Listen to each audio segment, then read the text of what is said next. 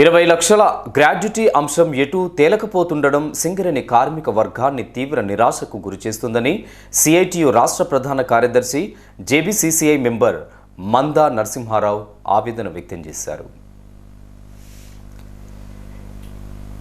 ఈ వ్యవహారంపై లేబర్ కోర్టులో తాము కేసు వేసి సాధించామని పలువురు నాయకులు ప్రచారం చేస్తుండడం కార్మిక వర్గాన్ని గందరగోళానికి గురి చేస్తుందని సూచించారు. లేబర్ కోర్టులు ఇచ్చిన తీర్పులను యాజమాన్యం అమలు చేయడం లేదని, ఇంకా జాప్యం చేయకుండా కేంద్ర ప్రభుత్వం తక్షణమే గ్రాడ్యుటీ అంశంపై నిర్ణయం తీసుకోవాలని డిమాండ్ చేశారు.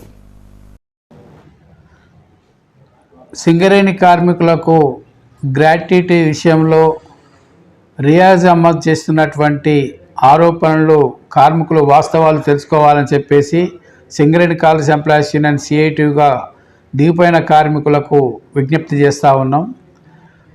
సిఐటియుతో పాటు మిగతా 3 సంఘాలు తప్పుడు సంతకాలు చేసినాయి గ్రాట్యుటీ విషయంలో.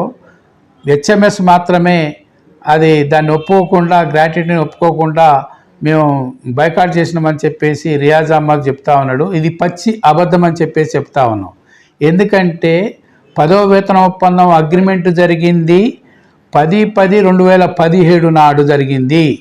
ఇది గుర్తుపెట్టుకోండి. 10/10/2017 నాడు 10వ వేతన ఒప్పందం అగ్రిమెంట్ జరిగింది. గ్రాట్యుటీ అప్పటి వరకు ఉన్నది ఏమిటి? 10 లక్షలు మాత్రమే ఉన్నది. రివిజన్ అయింది ఎప్పుడు?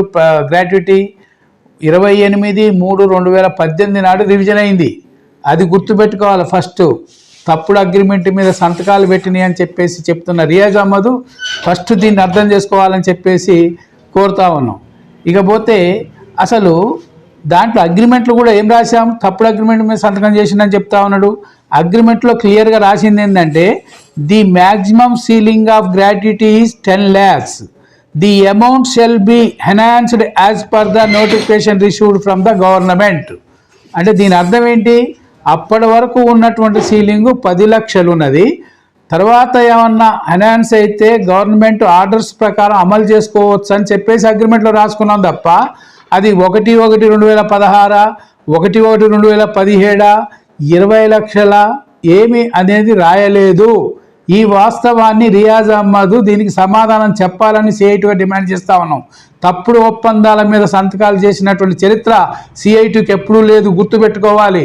మిగతా 4-5 జాతీయ సంఘాలలో 4 సంఘాలు తప్పుడు అగ్రిమెంట్లు చేసి కార్మికులు ద్రోహం చేసిన చరిత్ర మిగతా సంఘాలకు ఉన్నది.